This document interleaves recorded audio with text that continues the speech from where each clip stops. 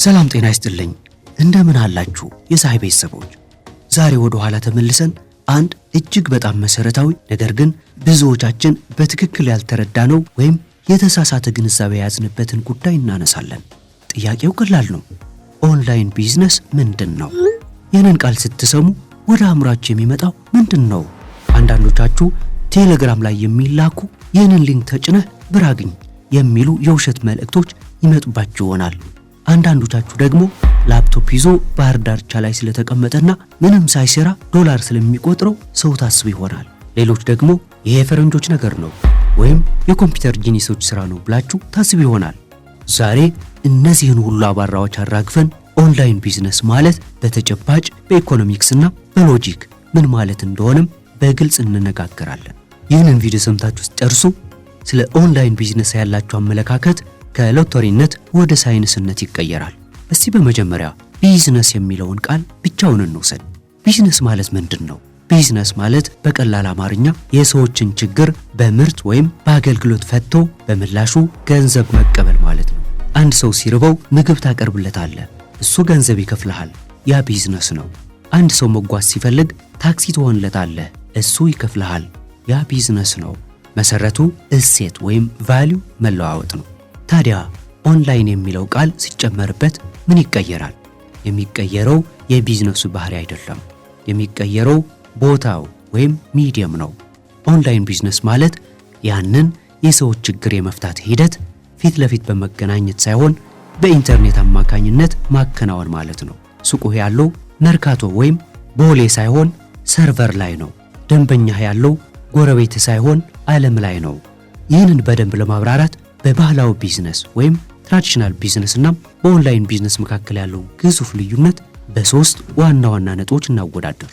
አንደኛው ልዩነት ቦታና ወጪ ነው። አንድ ባህላዊ ሱቅ ለምሳሌ ልብስ ቤት ለመክፈት ብታስቡ ምን ያስፈልጋችኋል? በመጀመሪያ ጥሩ ቦታ መፈለግ አለባችሁ። ለዛ ቦታ ውድ የቤት ኪራይ መክፈል አለባችሁ። ሱቁን ማደስ፣ መደርደሪያ ማሰራት፣ መብራት ማስገባት፣ የንግድ ፈቃድ ማውጣትና ዕቃ መሙላት አለባችሁ። ገና ደንበኛ ሳታዩ በመቶ ሺዎች የሚቆጠር ገንዘብ ታወጣላችሁ። ኦንላይን ቢዝነስስ ቦታው ዌብሳይት ወይም እንደ ኢትስ ያለ ፕላትፎርም ነው። የቤት ኪራይ የለበትም ወይም በጣም ትንሽ ነው። መደርደሪያው ዲጂታል ነው። ዕቃው ፎቶ ነው። ገና ሳትጀምሩ የምታወጡት ወጪ ከባህላዊ ጋር ሲነጻጸር ኢምንት ነው። ይህ ማለት ኦንላይን ቢዝነስ ለመጀመር ቀለለ ወይም ሎው ባሪየር ቱ ኢንትሪ ማለት ነው። ማንኛውም ሰው ከየትኛውም የዓለም ክፍል ትንሽ ካፒታል ይዞ መጀመር ይችላል። ሁለተኛውና ምናልባትም ትልቁ ልዩነት የገበያ ስፋት ስኬላቢሊቲ ነው። መርካቶ ላይ ሱቃችሁ ብትከፍቱ ደንበኞቻችሁ እነማን ናቸው? በመርካቶ አካባቢ የሚያልፉ ሰዎች ብቻ ናቸው። ማታ 12 ሰዓት ሲሆን ሱቃችሁን ትዘጋላችሁ። በዓል ሲሆን ትዘጋላችሁ። ደንበኛ ቁጥር አለው። ኦንላይን ቢዝነስስ ሱቃችሁ ያለው ኢንተርኔት ላይ ስለሆነም ለ7 ቢሊዮን የዓለም ሕዝብ ክፍት ነው። አሜሪካ ያለም፣ ቻይና ያለም፣ አውሮፓ ያለ ሰው ሊገዛችሁ ይችላል። ከሁሉም በላይ ደግሞ ኦንላይን ቢዝነስ አይተኛም። እናንተ ተኝታችሁ እያለም ሌላው የዓለም ክፍል ነቅቶ እየገዛችሁ ነው። ሱቄን መክፈት አለብኝ ብላችሁ ጠዋት መነሳት አይጠበቅባችሁም። ሱቁ ራሱ ክፍት ነው። ይህ ስኬላቢሊቲ ይባላል። አንድን ምርት ለ10 ሰው መሸጥና ለ1 ሚሊዮን ሰው መሸጥ በኦንላይን ቢዝነስ ውስጥ እኩል ጉልበት ነው የሚጠይቀው። ሶስተኛው ልዩነት የምርት አይነት ነው። በባህላዊ ቢዝነስ አብዛኛው ጊዜ የምንሸጠው ፊዚካል ወይም የሚጨበጥ ዕቃ ነው። ጫማ፣ ልብስ፣ ምግብ፣ እነዚህ ዕቃዎች ያልቃሉ። እንደገና ማምረት ወይም መግዛት አለብን፣ ማጓጓዝ አለብን፣ ስቶክ ይፈልጋሉ።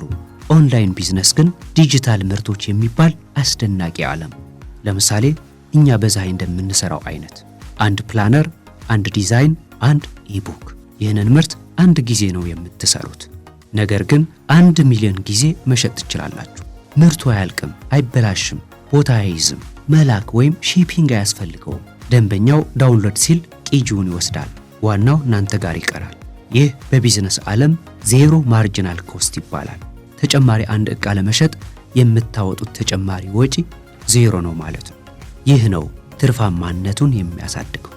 እሺም ኦንላይን ቢዝነስ ይህ ከሆነም ለምንድን ነው ብዙ ሰዎች የሚከስሩት ወይም ኦንላይን ቢዝነስ አይሰራም የሚሉት? ምክንያቱም አብዛኛው ሰው ኦንላይን ቢዝነስን እንደ ቢዝነስ ሳይሆን እንደ አስማት ስለሚያየው ነው። ኦንላይን ነው ሲባል ዝም ብሎ ስልክ ላይ ቁልፍ ተጭኖ ብር የሚወርድ ይመስላችኋል። የለፋ ያላጠና ለደንበኛው ዋጋ ወይም ቫልዩ ያልሰጠ ሰው ኦንላይንም ሆነ መርካቶ ቢከፍት ይከስራል። ኦንላይን ቢዝነስ ህጎች አሉት። ደንበኛ ማግኘት ያስፈልጋል። ሰዎች ሱቃችሁን ካላዩ አይገዙም። ማሳመን ወይም ኮንቨርሴሽን ያስፈልጋል። ያዩት ሰዎች እንዲገዙ ማድረግ አለባችሁ። ምርት ወይም ፕሮዳክት ያስፈልጋል። የሚሸጠው ነገር ጥራት ያለውና ችግር ፈቺ መሆን አለበት። ስለዚህ ኦንላይን ቢዝነስ ማለት ስራ ሳይሰሩ መክበሪያ አይደለም። ኦንላይን ቢዝነስ ማለት በብልሃትና በሲስተም መስሪያ ማለት ነው። ጉልበት ከመሸጥ ወደ ውጤት መሸጥ የምትሸጋገሩበት ነው።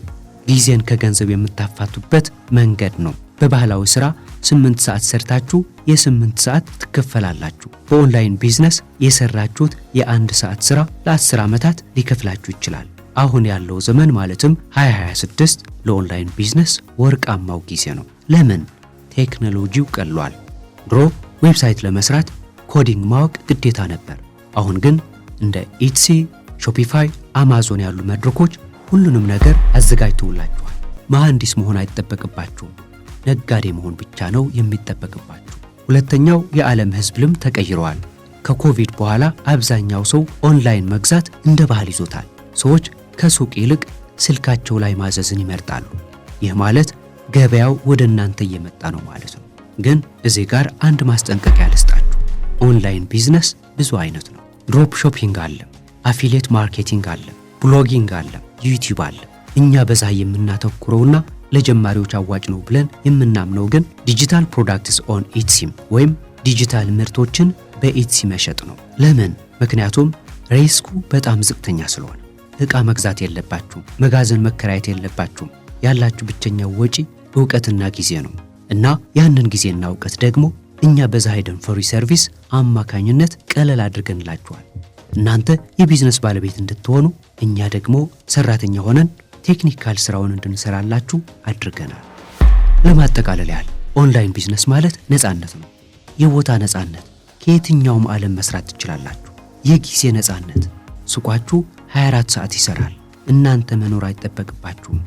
የገንዘብ ነፃነት፣ ገበያችሁ በጣሪያ የተገደበ አይደለም። ነገር ግን ይህ ነፃነት የሚገኘው በነፃ አይደለም። መማርን ይጠይቃል፣ ትዕግስትን ይጠይቃል፣ መሰረታዊ የቢዝነስ ህጎችን ማክበር ይጠይቃል። ዛሬ ስለ ኦንላይን ቢዝነስ ያላችሁ እይታ እንደጠራ ተስፋ አደርጋለሁ። ይህ የኮምፒውተር ጨዋታ አይደለም። ይህ የዘመናችን ሪል ስቴት ነው። ይህ የዘመናችን ፋብሪካ ነው።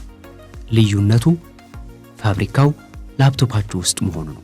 ስለዚህ ራሳችሁን ጠይቁ። አሁንም በድሮ መንገድ ጉልበቴን እየሸጥኩ መኖር እፈልጋለሁ ወይስ አዲስ ዘመን ባመጣው እድል ተጠቅሜ እኔ ተኝቼ የሚሰራ ኦንላይን ማሽን መገንባት እፈልጋለሁ? ምርጫው የእናንተ ነው። መንገዱ ግልጽ ነው።